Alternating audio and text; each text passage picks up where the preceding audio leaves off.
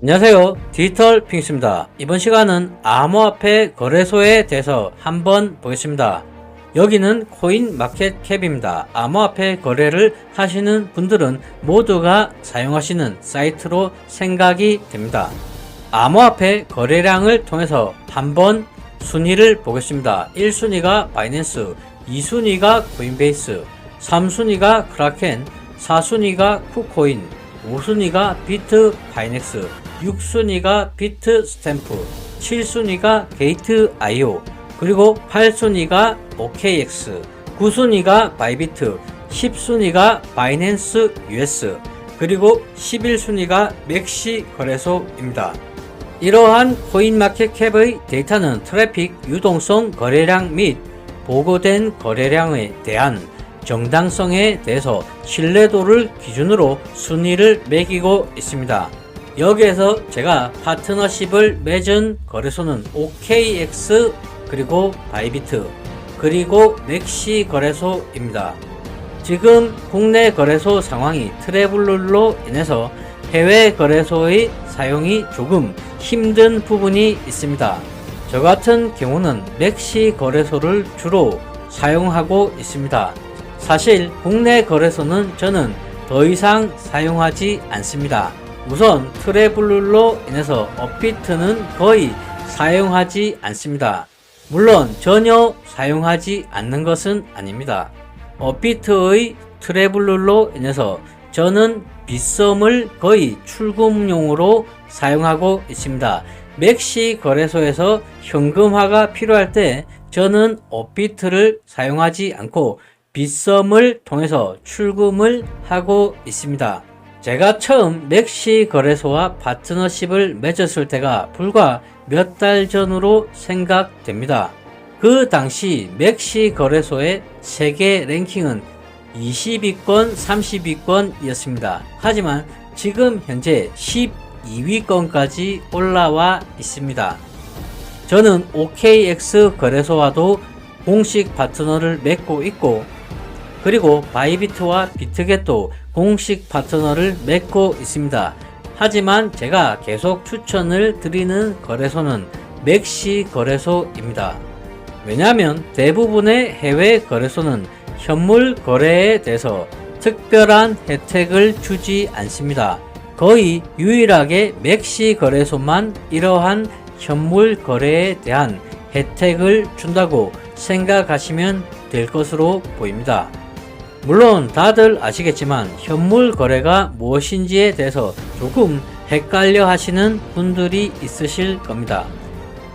현물 거래라는 것은 저희들이 항상 하고 있는 업비트 또는 빗썸에서 매수와 매도하는 것을 현물 거래라고 합니다. 저는 그러한 행위를 맥시 거래소에서 하고 있습니다. 그 이유는 아주 단순합니다.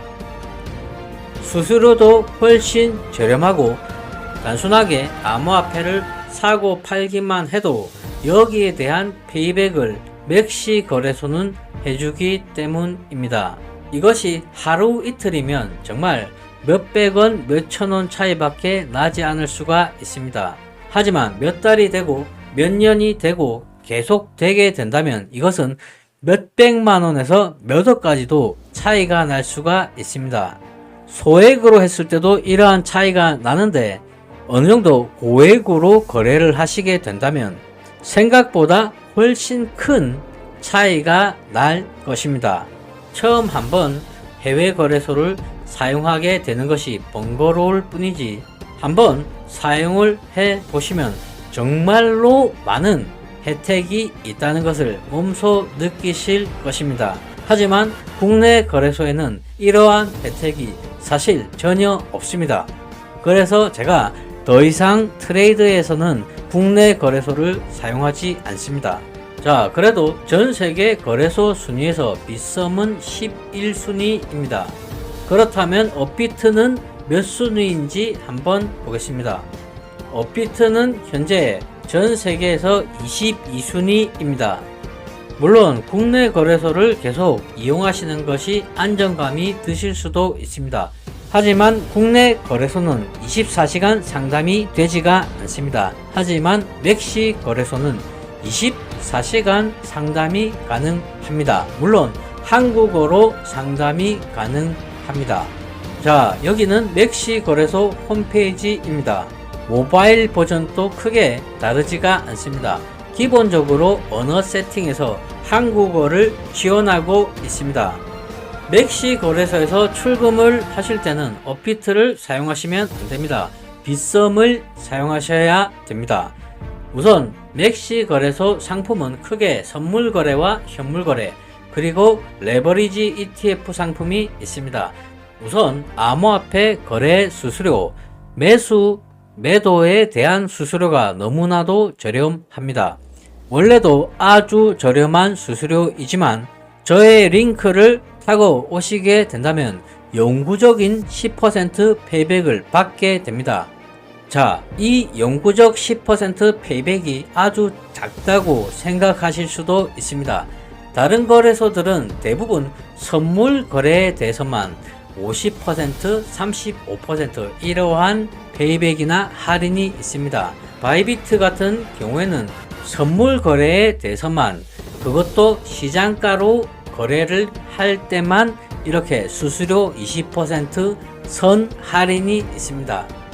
정말 급박한 상황이 아니면 저희들은 시장가로 거래를 하지 않습니다. 하지만 맥시 거래소는 모든 거래소에 대해서 영구적인 10% 페이백을 제공하고 있습니다. 당연히도 현물 거래에 대해서도 10% 페이백이 있습니다. 이것은 정말로 작은 혜택이 아닙니다. 전 세계 거래소를 통틀어서 현물 거래에 대해서 이렇게 페이백을 하는 곳은 거의 없다고 보셔도 됩니다. 물론 선물 거래를 좋아하시는 분들은 OKX나 비트겟, 바이비트를 사용하실 수도 있을 것입니다. 기본적으로 맥시 거래소의 수수료를 보겠습니다. 선물 테이커 수수료 0.02%, 그리고 현물 및 선물 메이커 수수료 모두 0%. 여기에 더해서 저의 링크를 타고 오시면 플러스로 영구적으로 10% 페이백을 받으실 수가 있습니다. 이것이 정말 작다고 생각하십니까? 또한 이벤트도 많습니다. 런치패드, 선물 M-데이, 킥스타터, 그리고 트레이드 마이닝, 또한 암호화폐 예치, 그리고 스테이킹 시스템이 있습니다. 자, 맥시 거래소의 암호화폐 상품들을 한번 보겠습니다.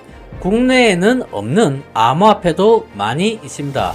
GPT 같은 경우에는 무려 668%가 상승을 했고, 뿐만 아니라 366% 상승, 328% 상승, 이렇게 국내에서는 볼 수 없는 불장을 보실 수가 있습니다.